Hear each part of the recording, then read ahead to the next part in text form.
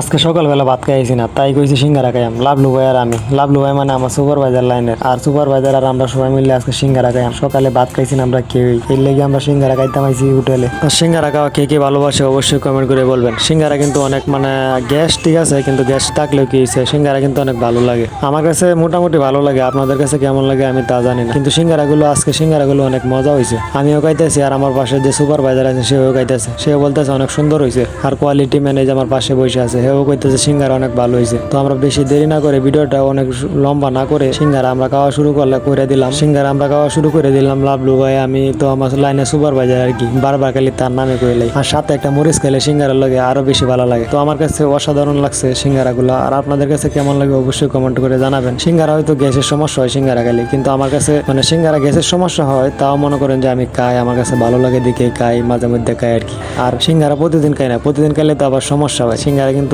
আজকে সিঙ্গারাগুলো অনেক মজা হয়েছে। তো আপনাদের কাছে কেমন সিঙ্গারা খাওয়া কেমন লাগে অবশ্যই কমেন্ট করে জানাবেন। আল্লাহ হাফেজ। ভিডিওটা এই পর্যন্তই, ভালো লাগলে অবশ্যই লাইক কমেন্ট শেয়ার চাই।